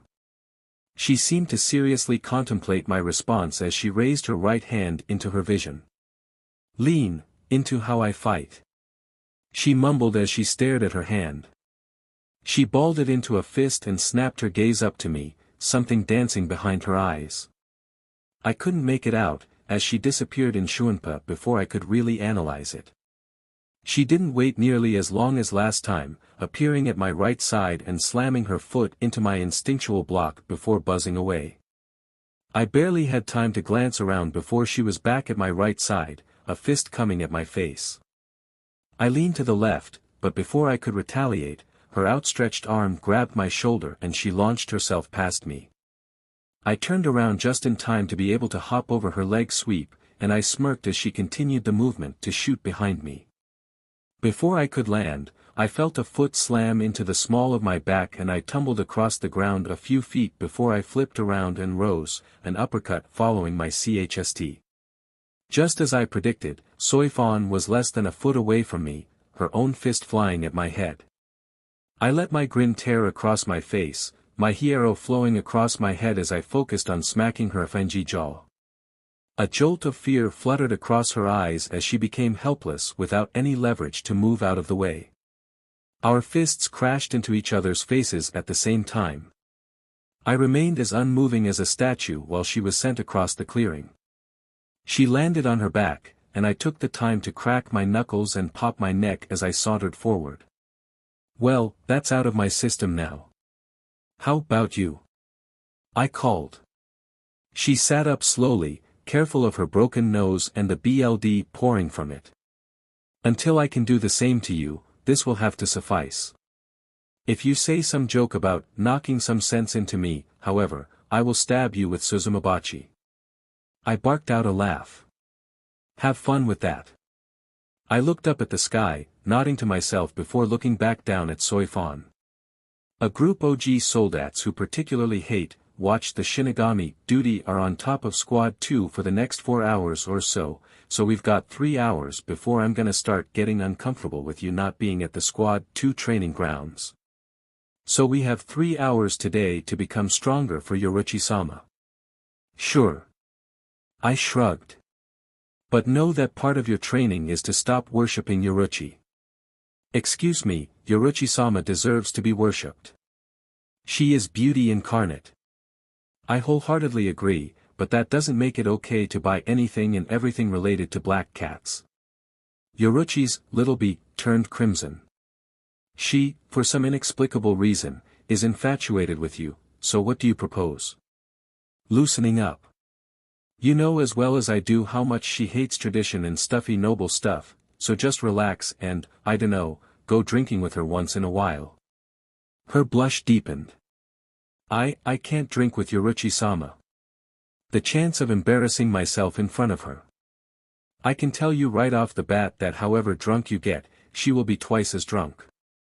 Just try to have fun, and it'll go well. If something embarrassing happens, she probably wanted it to happen anyway. We both got into battle stances. But how do I ensure that she enjoys herself? She'll take care of it. She's wholeheartedly into enjoying the moment, so the less you got planned out, the better it'll end up being for both of you. Just go up to her, ask if she wants to drink with you, and watch her light up. Just, if she starts trying to get you to come with her to Anohana's place, say no. A look of confusion dusted Soifan's face. Why would she wish to take me to Anohana Taicho's home? Because I stay at Anohana's place and she is way too confident that all you need to do to open up is get laid. Plus she really wants to see her two favorite students to go at it. Her face became horribly conflicted. The thought of betting with you disgusts me, but the thought of how disappointed Yoruchi-sama would be. I felt a vein in my forehead twitch and I glared at her. I swear to FNG I'm especially not gonna sleep with you if you're doing it for Yoruchi. The captain of the stealth force glared back at me with equal intensity as she crouched low, ready to attack. You're far from the only one who finds such a situation repulsive, but would you disappoint Yoruchi-sama over something as simple as betting a woman? I raised my fists as she launched at me, spinning in the air to aim a foot at my head. If you do that, then she's just gonna keep upping her game. I blocked her kick. She'll get every woman in the Siriitii in my bed if she can just to lord over everyone that she and Unohana have got me all to themselves. She leaned in close with a fist pulled back behind her shoulder. If Yoruchi-sama wants you to bed every woman in the Siriitii, I will assist in making that a reality. She let loose her punch and I caught it once more, throwing her through a tree. Whose side are you on? I shouted. She recovered quickly, shooting forward out of the forest with an axe kick ready to snap down. Yoruchi-sama's.